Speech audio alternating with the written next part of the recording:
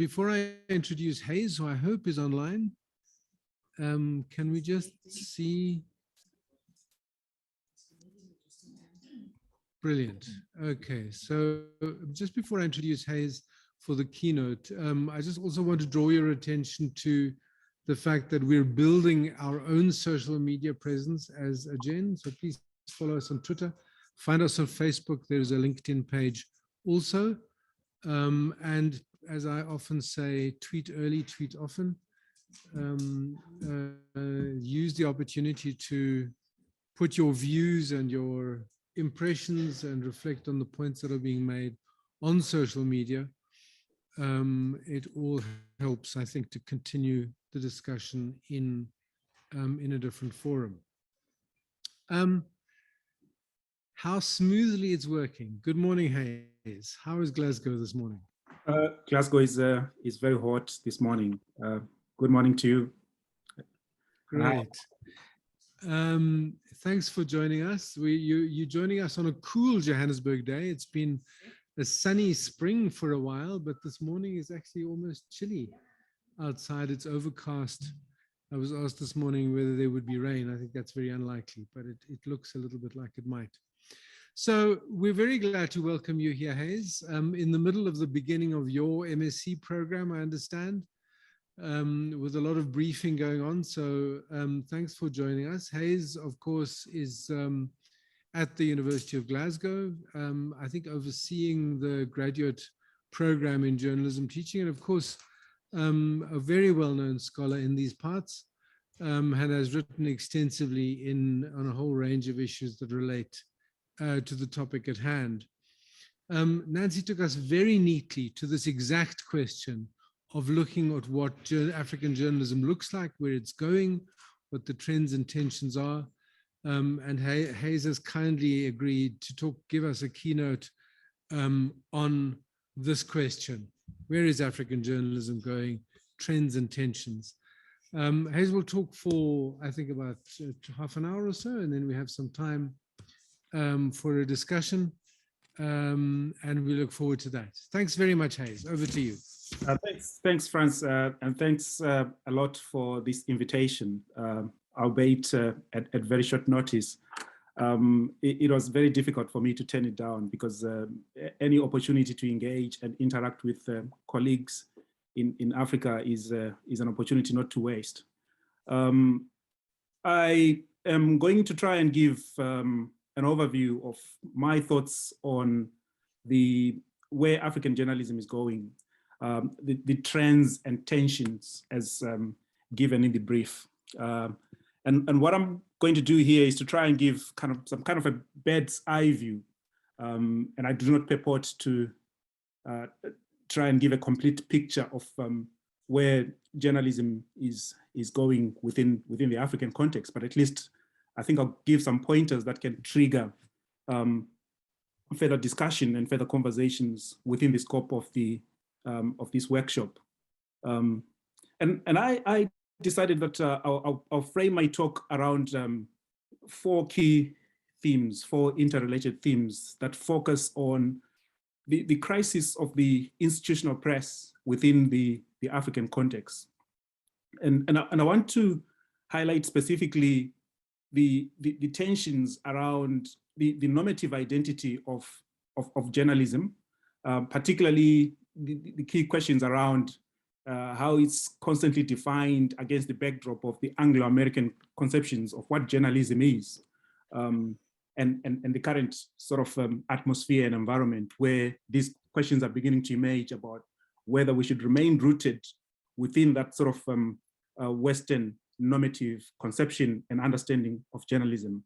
And if that remains a key question, so which sort of directions do we go to? Where do we turn to for an identity that defines something approaching African journalism? But what is also key here is to understand the fact that the African context itself is quite complex. So we can't really paint all 54 countries or so with the same brush. We got to understand the fact that there are gradations, there are nuances, there are differences across the 54 African countries, and those nuances paint, shape, constrain in some ways the nature and forms of journalism that are emerged. So you couldn't really talk about one form of journalism, no matter how hard you tried within the African context. So first I'm talking about the normative identity. Secondly, I want to talk about the impact of digital technologies, the affordances that have emerged with social media, so-called platform power. I mean, you couldn't talk about the transformations and the changes on journalism anywhere under the sun without making reference to digital technologies. And then I also want to highlight briefly issues around the emerging alternative forms of journalism that can be seen as some kind of a response to the social cultural fabric that exists within African countries. And then, of course, I would want to conclude by looking at the crisis, what I refer to as the crisis of trust in the news media, which in some sense is pointing to internal contradictions and challenges that the news media faces within the African context. So my talk is wrapped around these four broad themes. And a key point also to make here is that for quite a long period of time, journalism, as we have understood it, has been seen as quite stable, very predictable, and very sort of clear in terms of the routines that shaped news construction, at least from what we have learned through newsroom ethnographies that are heavily influenced by Anglo-American sociological approaches themselves. I'm reminded here of my own PhD, which drew quite extensively on American scholarship to try and understand methodological approaches that we could use to understand the media sort of media operations, or what I refer to as the mechanics of journalism within African newsrooms. So what we see broadly is an ongoing borrowing of conceptions, theories, understandings from the West. And really, it's been difficult to sort of break from that sort of paradigm, if you want to frame it that way. Now, I want to sort of highlight that the center and indeed the boundaries of that what we have previously referred as journalism are clearly under challenge. And if you want, you could actually say that the center can no longer hold in many ways. And there's in some ways a sense in which we do need to chart new directions in order to sort of embolden that which we refer to as journalism and that which we value as critical in society. And what I'll do then is to conclude by sort of looking at what then can journalism education do in response to some of these to these four sort of broad themes that I've highlighted. And the point here is that we are beginning to see increasingly a very complex news media ecosystems within the African context, one that is challenging the hegemony of the traditional mainstream media, particularly as the sole arbiters of news. And this is happening at a very unprecedented in unprecedented ways that are all spearheaded by new digital technologies. So let me begin by looking at this sort of the crisis of the normative identity that I've already made reference to, and it's sort of question, all the questions around the fact that it's broadly informed by Western conceptions. We are told by Thomas Hanisch and others that despite all sort of successful efforts to internationalize the field in terms of the quantity, in terms of journalism studies, the field is still very much struggling with the consequences of a continued Western hegemony in the way we approach and understanding journalism on a global scale. And most of what we know and most of what we take for granted about journalism rests very much on concepts and evidence that is generated from within Western concepts and indeed within Western experiences. Now, this is a point also that was echoed by Francis Kasoma, one of the leading Zambian scholars, who highlighted that part of what has been going on for some time within African journalism is the privileging of Western conceptions of journalism. And he argues, and I quote, some African journalists even claim that the Northern standards they follow are the world journalism standards, which every media should observe. They refuse to listen to any suggestions that journalism can have an African ethical roots and still maintain its global validity and appeal. Anyone suggesting that Africa can teach the world some journalism manners has been declared anathema. Now, this is a point that was made by Kasoma as early as 1990, around 1996. I think what we see here is a very critical moment and also comment around the need to decolonize the way we think about journalism and the way we practice journalism, and indeed the way we teach journalism. Now, this failure to chart or kind of mainstream a journalistic identity that is rooted in African lived experiences points to kind of a lack of courage or confidence in defining journalism's own normative identities within the African context. And what is particularly interesting is that while we have sort of American scholarship boldly claiming notions of objectivity, for example, as being some of the most important concepts to emerge out of American journalism scholarship, in Africa, we hardly have any sort of key concepts that we lean on that we can claim to be our own concepts. Of course, here we do have a few ideas that are emerging. Kasoma being, of course, part of that sort of pool of scholars that initiated that kind of thinking.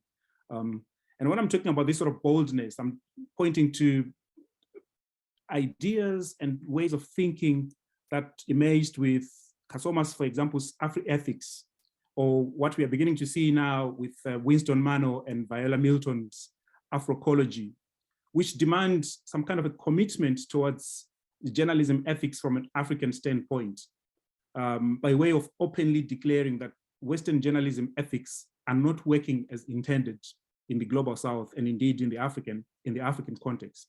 That the African context does deserve or need a completely different way of thinking about this journalism and the way it's practiced.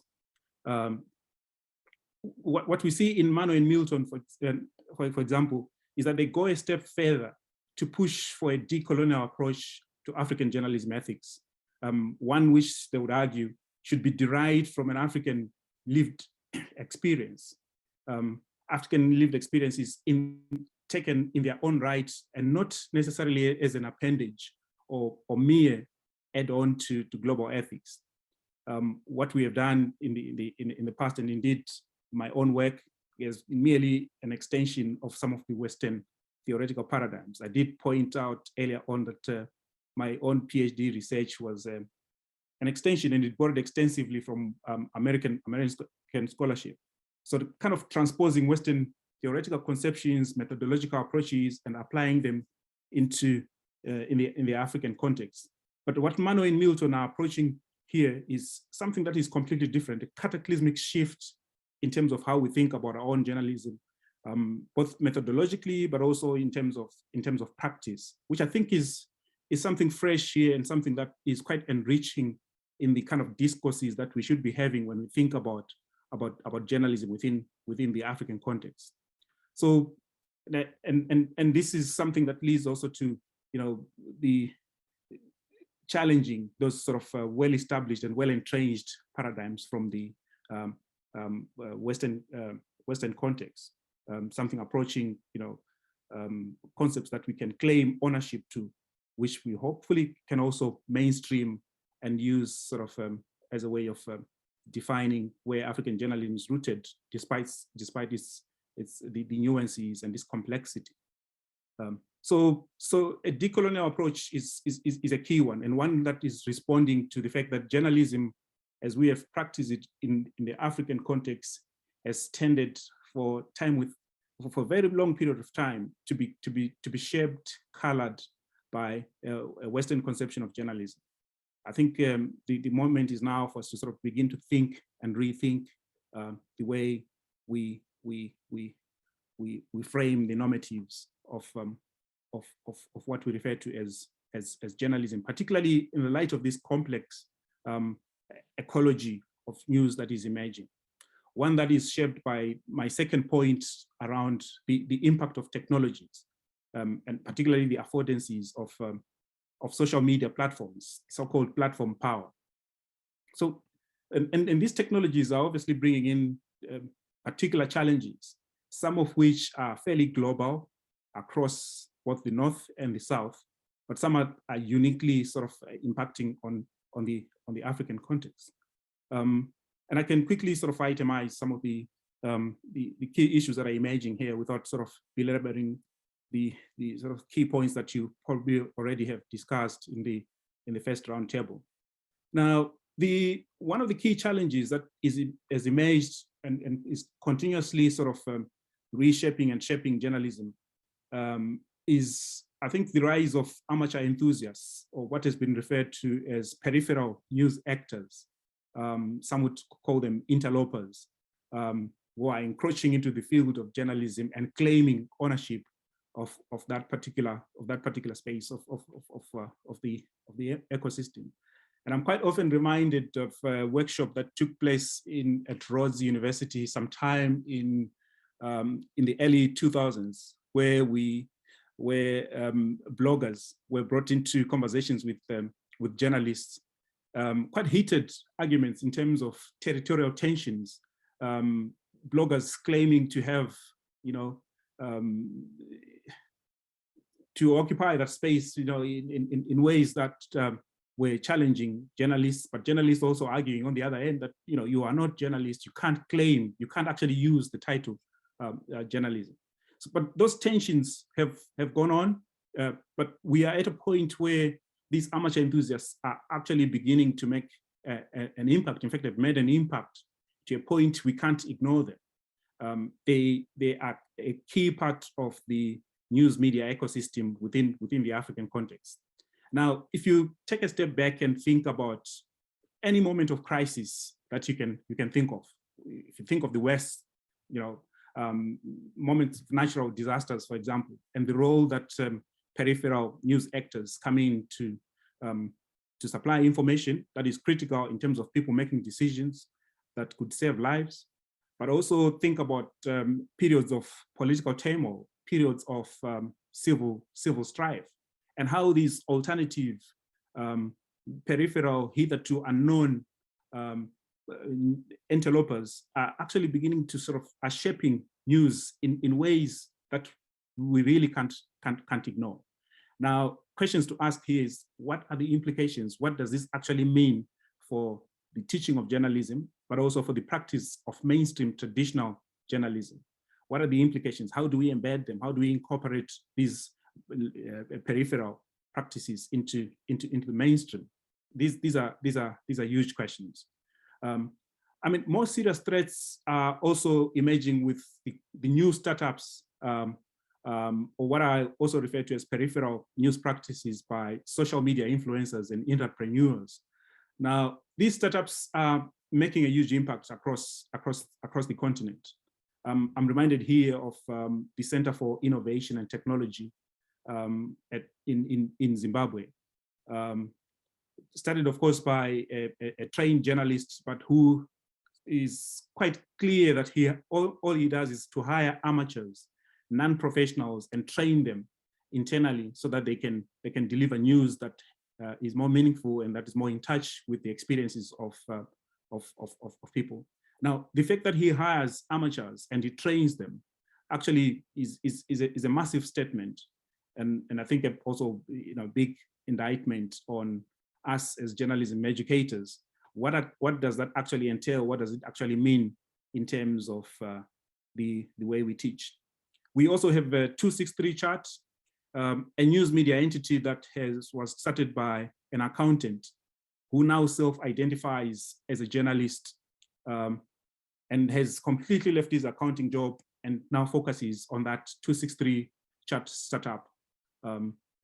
But beyond sort of these startups, we also have individual influencers who are also making a big mark in terms of interpreting social issues, providing hard-hitting social commentary on current affairs, couched in some instances under jokes and humor, and you name it.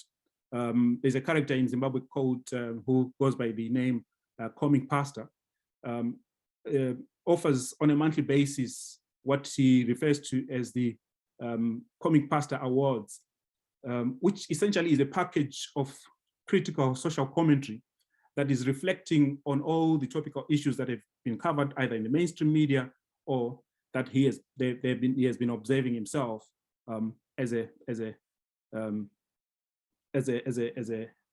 amateur sort of enthusiast who's looking at critical social issues. Now, all these sort of marginal and peripheral practices are leaving some kind of an indelible mark on the practice of journalism. They're sort of, we're seeing competing pressures, and we're beginning to see the restructuring of the way journalism or the whole ecosystem of news is shaped within the African context. And what is clear in that is that the mainstream media, which hopefully as educators are the ones we're trying to teach for, are no longer sort of at the center of this ecosystem, are no longer the key arbiters of this ecosystem. Rather, this ecosystem has got all these multiple practices that are happening.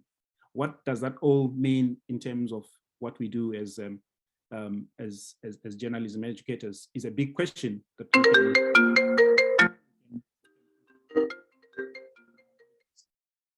is a big question that we need to grapple with. Now the other key points, of course, here that we can highlight when you're talking about technology are the competing pressures that are also resulting from other sort of peripheral factors. And one key sort of example that I quite often make reference to here is the nation. Sorry, I'm just going to switch off my phone. Sorry, apologies for that.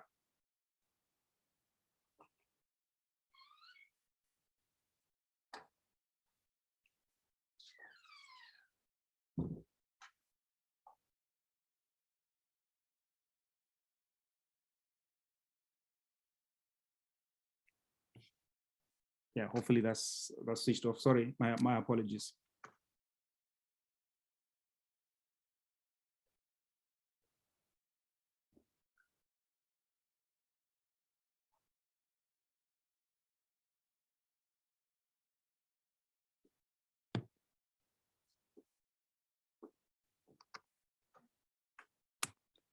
So the point I was going to make here is that what we are seeing, for example, big media institutions such as the Nation Media Group, is a case in point where we are the restructuring of the newsrooms is also beginning to see the new roles being sort of developed within the newsrooms.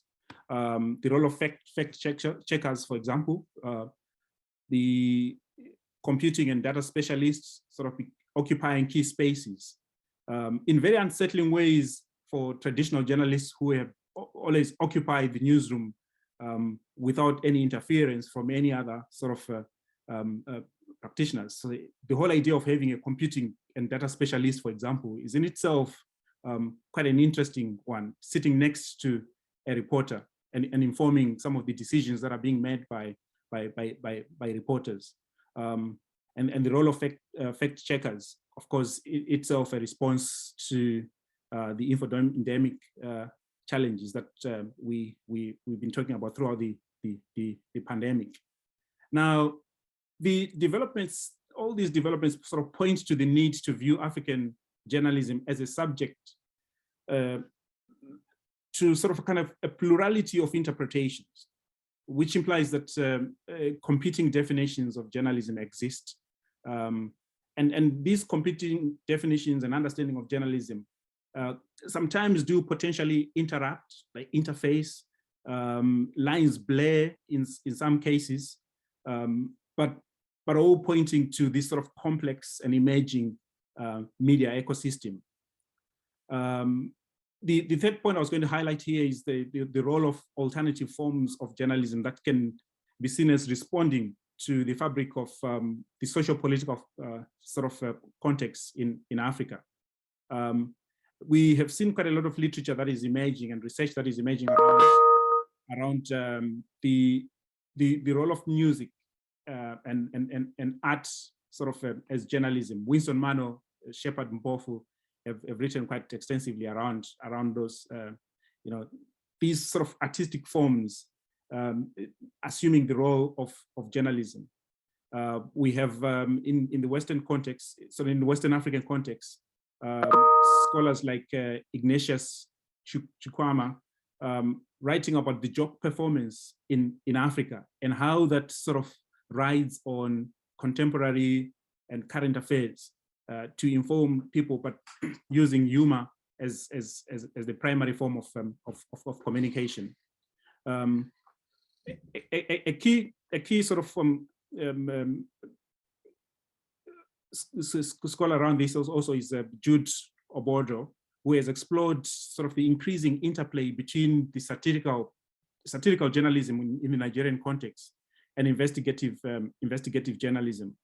Now, and the argument that is made here is that the Nigerian satirical shows, Paran Mock News, for example, which is on YouTube and quite popular, Keeping It Real with Adola, are filling in the gap in the Nigerian journalism where many news organizations are not critical of government. So they're stepping into the breach and playing that critical role of being the fourth estate. And I did mention earlier on the role of the comic pastor in the Zimbabwean context. So what we are seeing here is that satire and these new forms of journalism are playing a key role in terms of calling power to account through, of course, humor and jokes in some cases. And the lines between satirical journalism and mainstream journalism keep blurring in many ways. We're beginning to see also mainstream journalism sort of leaning more towards kind of tabloid, popular forms of journalistic practice, all in an effort, of course, to appeal to readers. Now, these practices provide insight into what scholars like Herman Veserman have referred to as some kind of journalistic agency or civic creativity in the face of tensions and authoritarianism within certain regimes on the continent. There are alternative forms that are stepping into the breach, sort of to generate forms of journalism that speak to the context and to the challenges of the context. Now, one cannot talk about the shifts and the changes on the challenges that journalism is facing on the continent without making reference to the internal factors. What I would refer to here as the crisis of trust within the media itself. But the news media within the African context are possibly as elsewhere also guilty as charged in terms of some of the failings, particularly the crisis crisis it faces in terms of public trust. So the so-called democratic deficit in journalism. Some scholars will make reference to the notion of media capture, which is quite often bandied about as pointing to some of the weaknesses, the internal weaknesses of the press, particularly in terms of how it's manipulated by power, by the elite within society, could be economic or political elite. And there are different forms of capture, of course, that have been written about. Could be cognitive, legal, regulatory, and financial forms of capture, but all pointing to the fact that the media sometimes are guilty as charged in terms of the weaknesses that are associated with the way that people respond to the media, where the audience engage with the media. and why people are turning to alternative platforms for news, and the dangers associated with that, and in relation to people turning to platforms that can sort of generate and circulate fake news. So in my view, all these sort of practices and developments point to some kind of a distinctive African communicative ecology, one that is peppered by a number of distinct practices that are shaped by the political context. Say, for example, the ones that I've just been talking about, the whole question of humor, and in some cases cartoons also playing a critical role in terms of informing people on current affairs. And this is also highlighting the decreasing influence of the traditional media, and in many ways. And of course, it has all these developments have got implications for journalism education. And what could these implications be, and where could journalism education be going? I think what one sees from the four broad points I've tried to sort of speak to is the real importance of a critical digital pedagogy, literacy that stretches beyond simply just giving students skills to include to understand. To include sort of the understanding of the complexity of the media ecosystems, that the media ecosystem is no longer as firmly defined as it was in the 80s or 70s, or it has shifted, and there's a need for students, sort of, or any practitioner, to understand that sort of that shift, that complexity in the media ecosystem, and the fact that this ecosystem is in a constant state of flux. It is shifting. And also another key point here is that there is a yawning gap in terms of a bold and assertive foregrounding of contextually rooted communication practices that are built and shaped around lived experiences within the African context. And this speaks broadly to the need to decolonize, the need for a decolonial mindset. We can also make reference to the fact that engaging with the work of interlopers in our teaching, the work of peripheral actors, is also critical. It is important. We can't really ignore sort of that element of the ecosystem. But in doing so, maybe we want to work towards offering a way to differentiate between these interlopers, and possibly sort of setting the boundaries between what we can refer to as the mainstream and these sort of interlopers who are encroaching into the field of journalism. In the midst of all this cacophony and the complex news media ecosystem, it is not too difficult to see the centrality and the continued relevance of a strong sort of public service media. And I'll strongly argue that the continued relevance of a strong public service media within an African context is a necessity for a number of reasons. The questions of social inequalities, particularly in terms of access to information and access to digital technologies. Not everyone in every corner of our African countries has access to digital technologies, that constant flow of information. But it's also questions of digital literacies. Not everyone has the ability to sort of sift through the information and identify information that is worth using in their everyday sort of citizenship. So the role of public service media is quite critical. It remains really central for these purposes. And also, if you mention the pervasive nature of disinformation on social media platforms and many other digital platforms, it simply points to the fact that mainstream traditional media still have a central role to play within this ecosystem that we are pointing to, and never mind all the various dark forms of participation that are associated with these interactive digital spaces. So perhaps as a as a concluding note, what I would say here is that, and a cautioning note as well, is that this opening of the field, this opening of the ecosystem, or the field's boundaries, should not be something that should be celebrated or that should be blindly celebrated.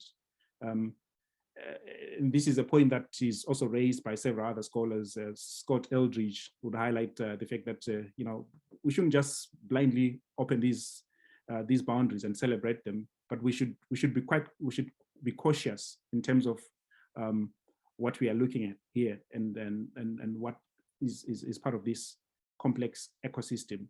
And certainly part of that is making sure that we guard jealously the continued relevance of a strong public service media that competes with all these other alternative platforms that also have their own legitimate and important role to play within the complex ecosystem. Let me stop it here so that we can engage by way of question and answers. And I apologize for that disturbance. Thank you so much. I mean, that's been most interesting. I was particularly struck by what you said about peripheral actors. And I wondered if I can just kick off by, if I can ask you, do you think we should be teaching them? Do you think, and what would that teaching look like? Are these short courses, are these degrees? What is one offering the satirists, the comedy pastor that you mentioned, the other people, interlopers, I think was the other term you used. Should we be teaching them? I think we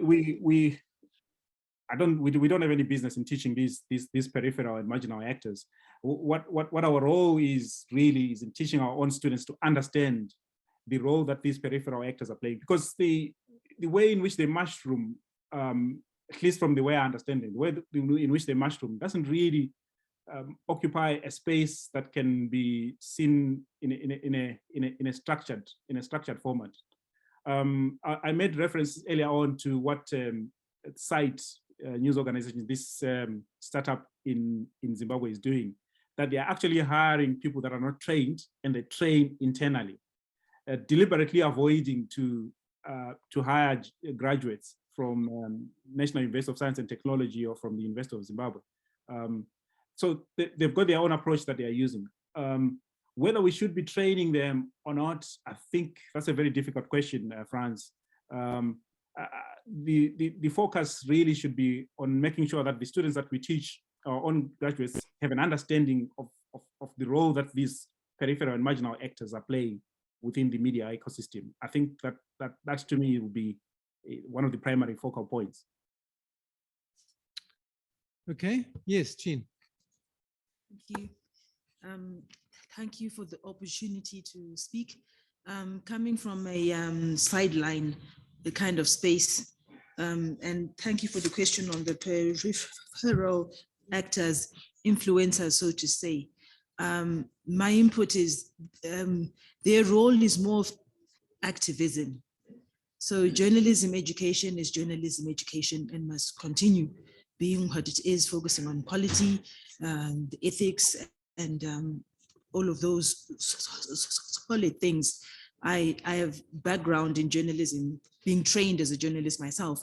And the social media actors and what we've seen, they play a very relevant role in society, but they are more civil society than they are journalism. They have a special space. Journalism they are complementing journalism. That's my throw in to that. Okay. Lots of hands.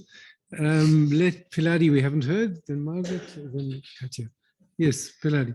So my question, not to put you on the spot, is just what does decolonization look like? Because people like to speak about writing in indigenous languages or reporting in indigenous languages, but I don't think it starts and ends there. So is it how we write? Is it what we talk about? Is it who we talk to? what does it look like?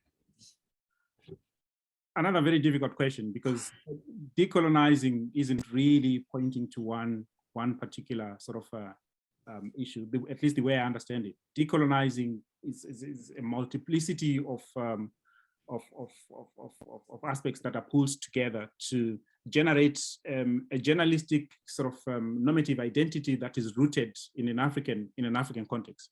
What you see, for example, in the work that is generated by Winston Mano and Viola Milton, where they talk about an Afroecological sort of conception of the media, is essentially highlighting the fact that we should not continuously lean on normative identities and definitions of journalism that have emerged from the West, but try and organically generate journalism's sort of a conception of journalism that is rooted in African experiences, African lived experiences. And those African lived experiences could indeed be around the question of language, but it could also be indeed about addressing critical social issues that relate and speak to African experiences.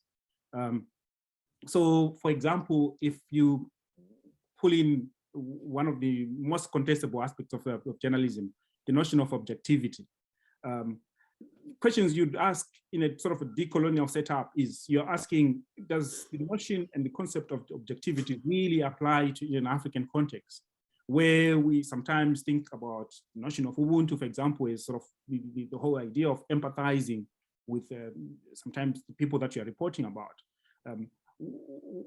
How does it apply in an African context? How does the notion of objectivity apply in an African sort of lived experience that is completely distinct from what you'd find in an American context where this concept was developed?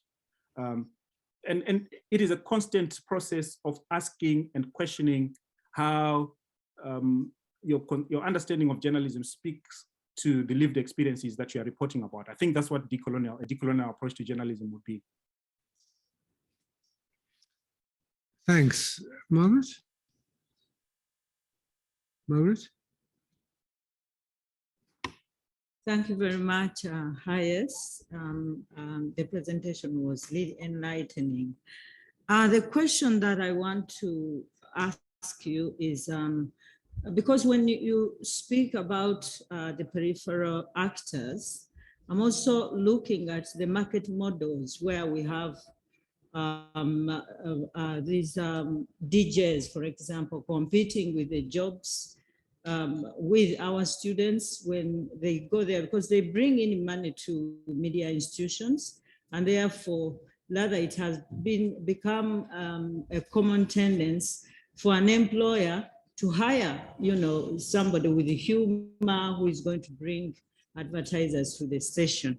But now, how do we then structure some of our, content when we are teaching? Should we bring in aspects of humor in journalism education? What should we do so that sort of to have our students compete in that space where it is becoming clear that that kind of journalism that attracts audiences and pulls audiences is what now is becoming preferred in what you called the new media ecosystem?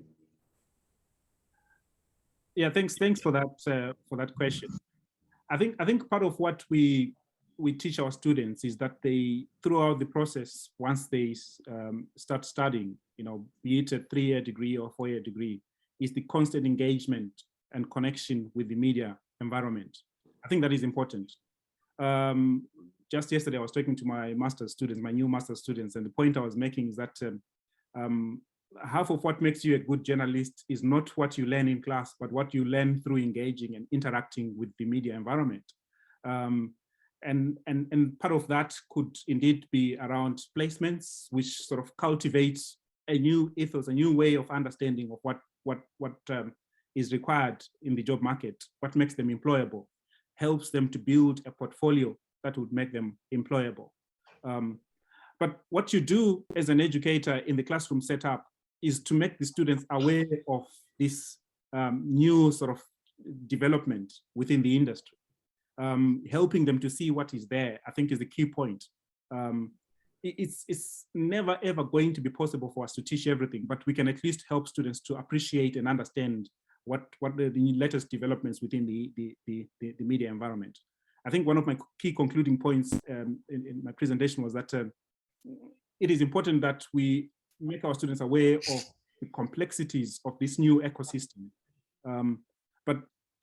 But in terms of employability, students have the burden is on them to sort of engage with the media.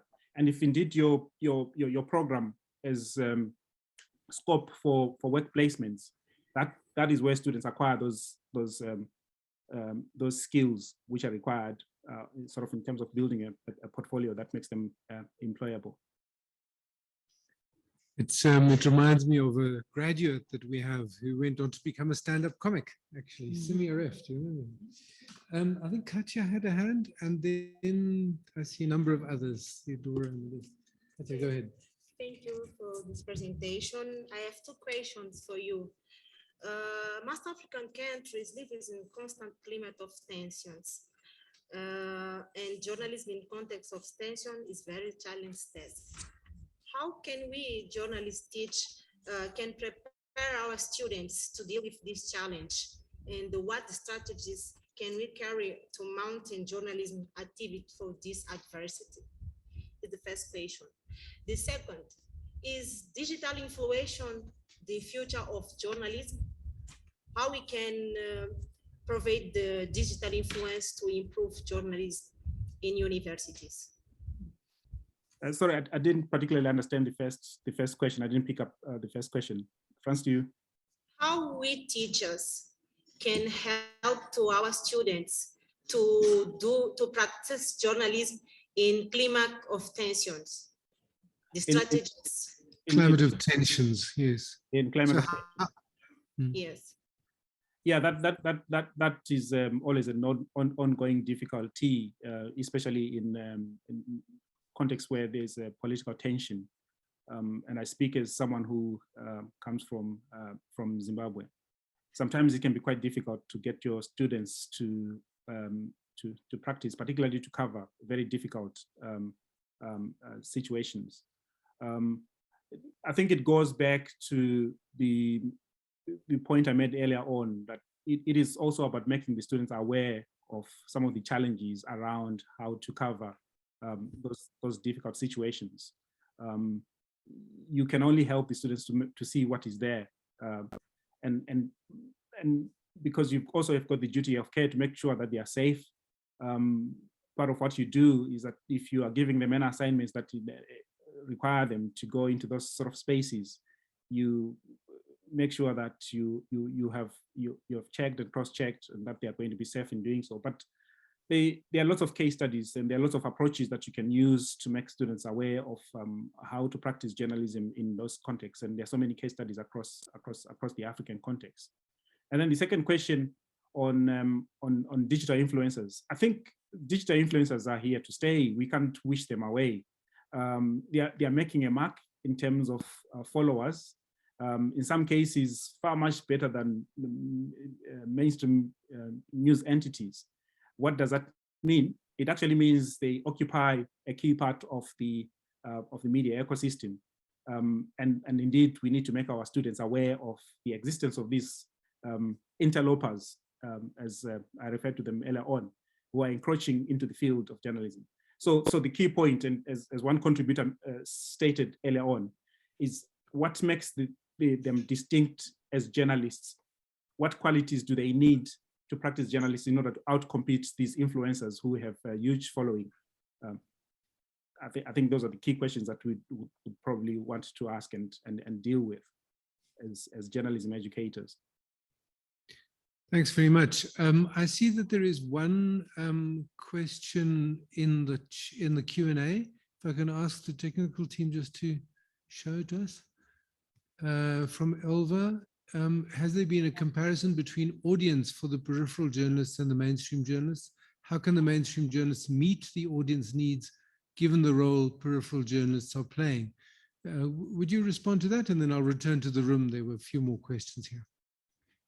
Well, I haven't actually come across studies that have looked at, audience studies that have looked at the role that, that compare the audiences for peripheral actors and audiences for mainstream or traditional journalists.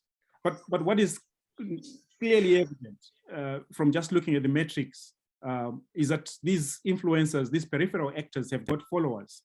They've got a massive following, running into millions on YouTube channels, on their YouTube channels, on their Twitter platforms.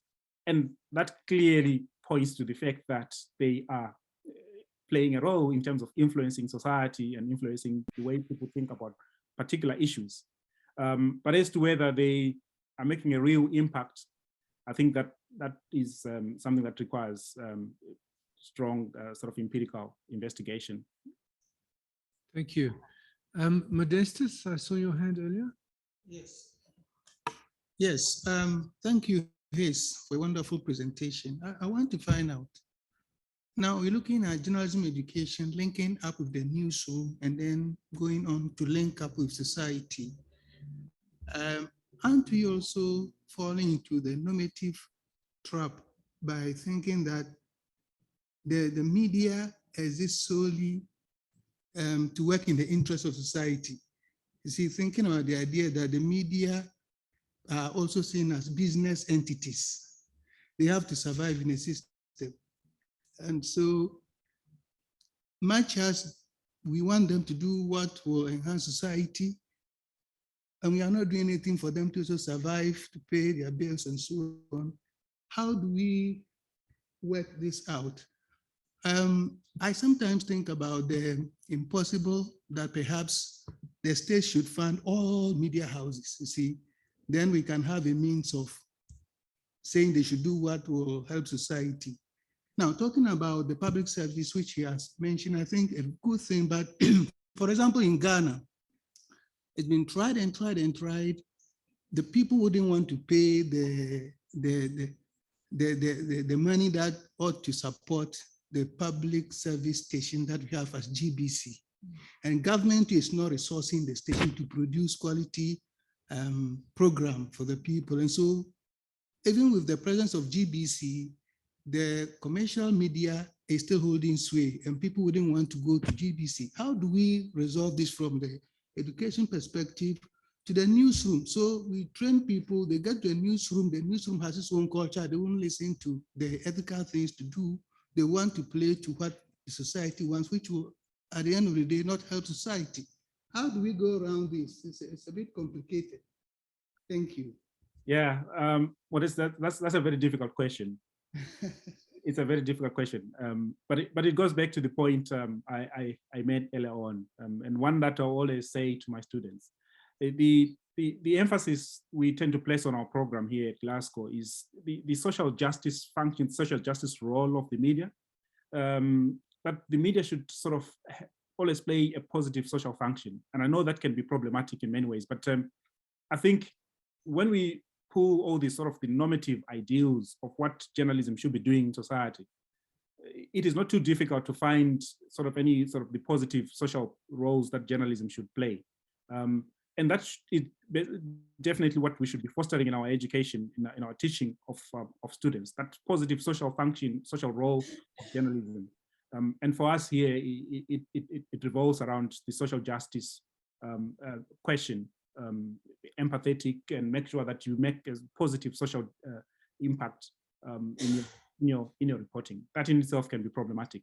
Now, when it comes to the question of funding, I mean, that is an ongoing problem. The reason why the media in crisis, the news media in crisis, is primarily because of how the traditional economic models have been upended by social media and the sort of big tech as well. So that is an ongoing problem. But what we have seen in countries like Quebec and as well as a number of Nordic countries is a very sort of functional funding model where the state is involved in funding, particularly the public service media.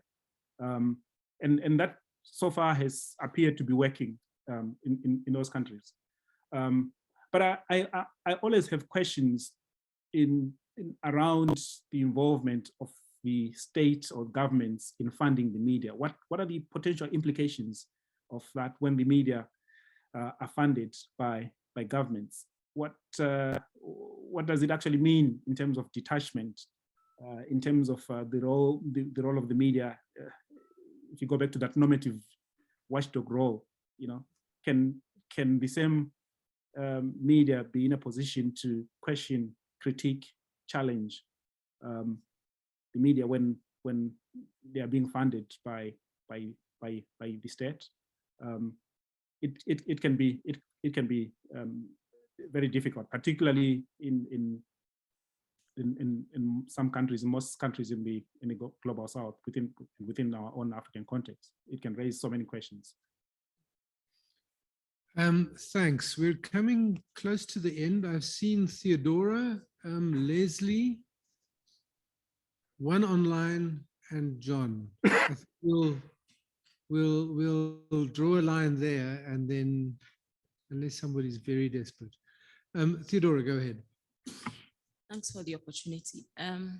So I'll just briefly comment on how we could incorporate funding, how to fund media into our curriculum.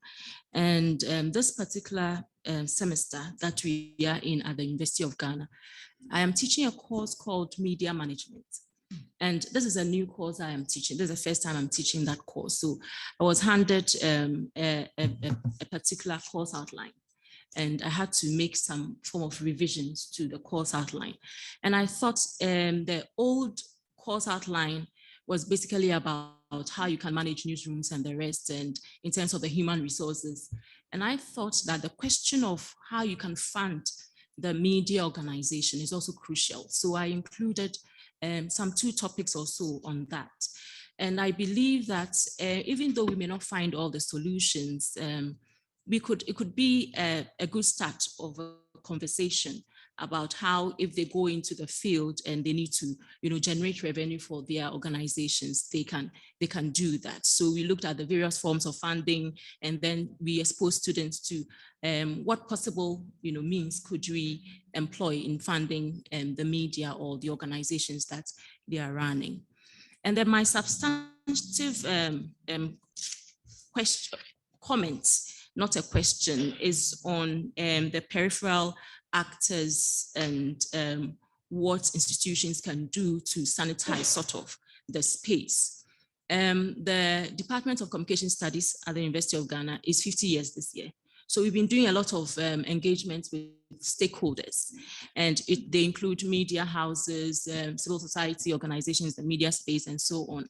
And one of the questions that keep coming up is what one of the issues that has been emerging from our conversations with these stakeholders is that there should be more university industry collaborations where we are talking about ethics, all those standards that we are mindful of.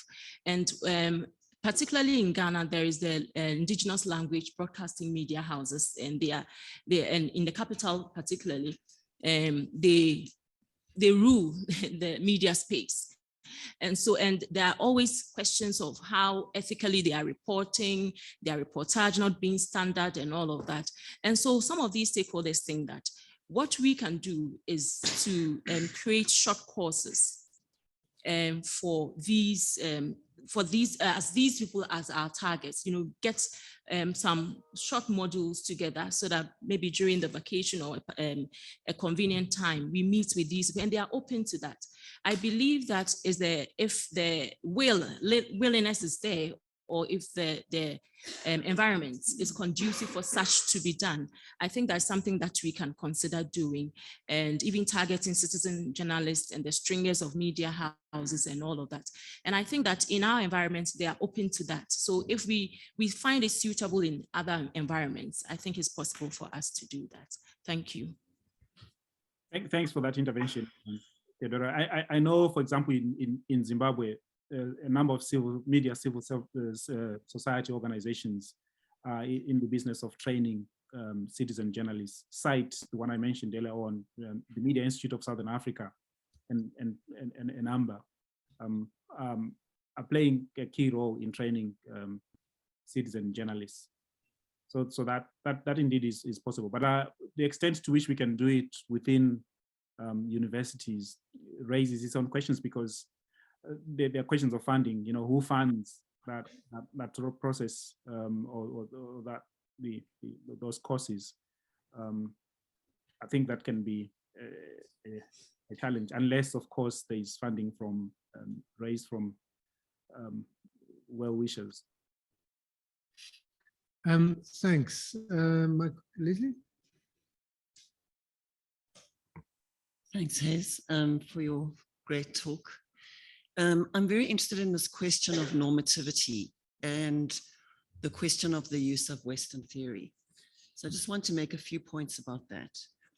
The first is that when we're talking about a normative framework and how we're teaching it, some of that is taught in scholarship, in the theoretical areas of our programs, but some of that's taught in practice. And that's a bit thorny for us, because those students are going into newsrooms that don't necessarily engage with critique of normativity. That's the first question point I wanted to raise. The other thing I wanted to raise is that the scholarship that we tend to use, the normative scholarship that we tend to use, is actually mostly American, and it developed historically at a very particular time in American history. And it developed by researchers and scholars studying their own media and then leveraging concepts and ideas off of that. So you can just think of gatekeeping, agenda setting, you know, all kinds of sociology of news theories that we use is taken off the American model. And then they entrenched it by then teaching it back to their students. And so it spread across the world. So my question is, if we want to develop more theory that is related to African media, and we want to think about a normative identity, should we not be looking at our own histories? And when I say histories, I mean critical histories, and I mean, you know, colonial and post-colonial history, because once you start looking there, firstly, you see a whole range of different kinds of ways in which people were journalists. You see, you know, you see communities of alternatives. You see in South Africa, for example, you see the Black press, but you also see a colonial press that is borrowing from Britain and close to Britain. And once you start looking at those histories in quite critical ways, you can actually start to develop theory, concepts that can then be taught to our students. Or you can at least ask your students in the theoretical part to look critically at the transnational and historical contexts of our own media. So I just wanted to put my hand up for history as part of the curriculum. Thank you. That's a very key point, Leslie. I think the whole idea, or the whole agenda of teaching history is speaking to the point of context, that the students should understand their locus of enunciation, you know, the context in which they'll be practicing. And that locus of enunciation obviously has got a historical backdrop. So understanding that is important in terms of them sort of shaping new ways of conceptualizing what journalism is. But the key point also here is that you are making reference to American theory and American sociology of news. I mean, these are fossilized theoretical conceptions that have been developed over a very long period of time. What is stopping us as African scholars from developing our own theories and concepts that we can look back in time and say, these are the concepts that we've developed, and these are the concepts that we are also trying to mainstream onto the wider scholarship of journalism, which can also be used by other scholars. I think it's a challenge, of course, but we are beginning to see more of that emerging now.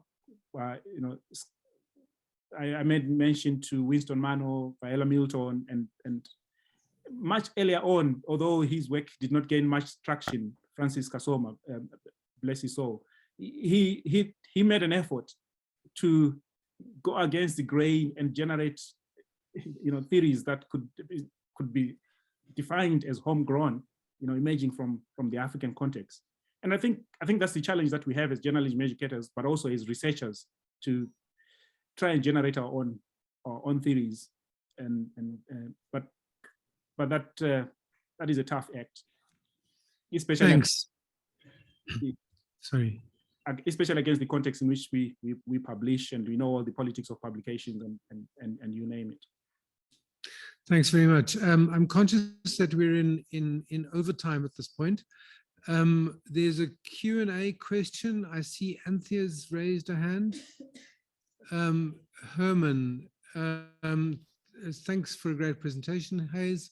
Find the discussion about the professional boundaries of journalism education very interesting. I have a question about the notion of an African ethics you raised. How do we teach ethics from an African point of view without lapsing into essentialism or nativism, which Kasoma's Afri-ethics has been criticized for? Also bearing in mind that there is more than one Western normative framework. Hayes, if I can ask you just to briefly respond to that. I'll give Anthea a chance and John in the room, and then we'll break for tea. I mean, that's a very interesting question, and a very difficult one at that.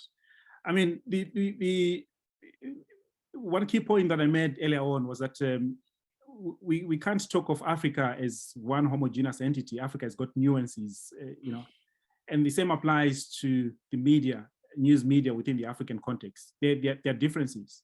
So coming up with an ethical sort of framework that covers the broad range of contexts is obviously going to be a very difficult task. But what I remain alive to, I think, and which is really key, is that when we say we should generate our own theoretical concepts and ways of thinking about journalism, it is not necessarily to say that we should throw away the baby, with bathwater in terms of Western theoretical concepts and normative ideals. It is to say, let's sort of try and find a common ground, but let's be clearly rooted in our own context. Whenever we make we apply a concept, we should not lose sight of the fact that we are rooted in a very specific context that has got its own history, but its own lived experiences that are unique in particular ways. What form that kind of ethical framework takes, that's a very difficult one, Ahmed.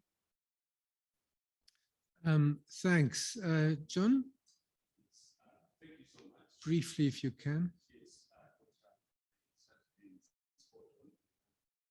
I think your microphone is not on.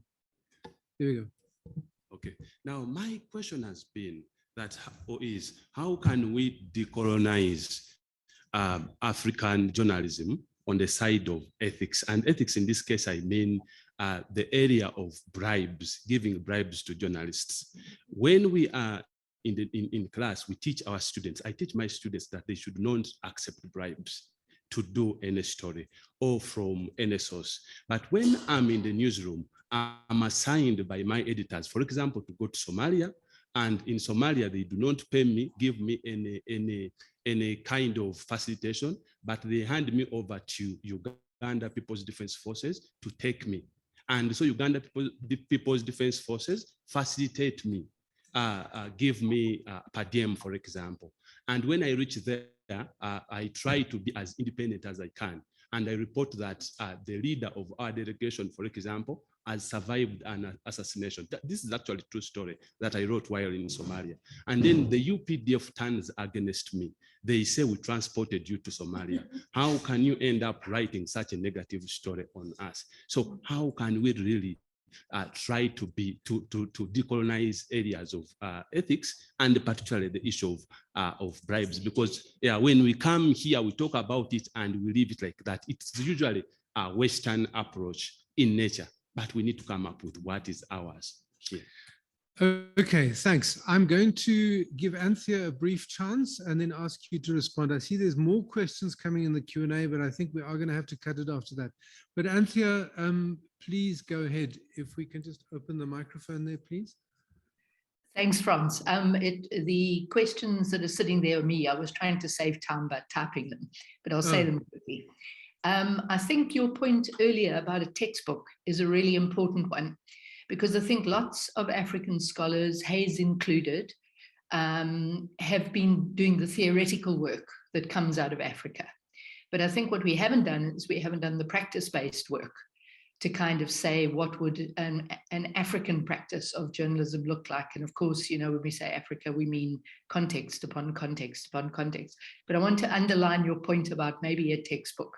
Textbooks, plural, are necessary, and we should put some of our energy into that. Thanks so much.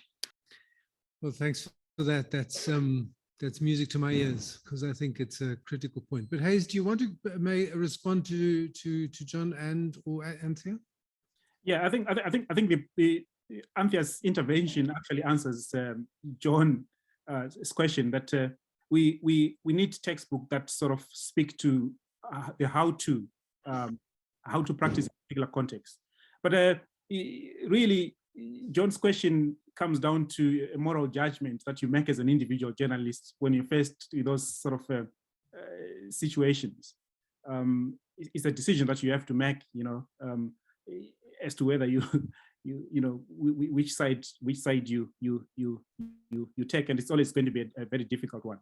But in terms of how we teach that, that comes back to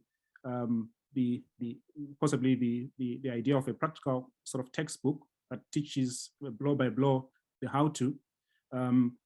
I come from a sort of context that, and this is the way we teach at the University of Glasgow, is the emphasis, because we are rooted in the Department of Sociology, is the emphasis on critical sort of thinking skills that enable you to think around your practice of journalism. So we expose you to some of the challenges, issues, but we don't necessarily sort of get to a point where we equip you with the actual skills. And that is possibly where the idea of the textbook comes in. Beyond just equipping you with the critical thinking skills that can help you to navigate some of these challenging contexts, you'd need skills on how to navigate those difficulties or those difficult ethical questions. Thanks very much. Thanks, Hayes, for really opening up the discussion in all sorts of different directions. I mean, we've touched on the critical issue of normativity, what that looks like in our contexts.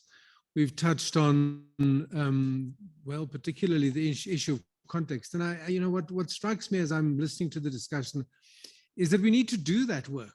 I mean, we need to kind of move on from saying context matters to saying, well, what is the context and how does it change what we do?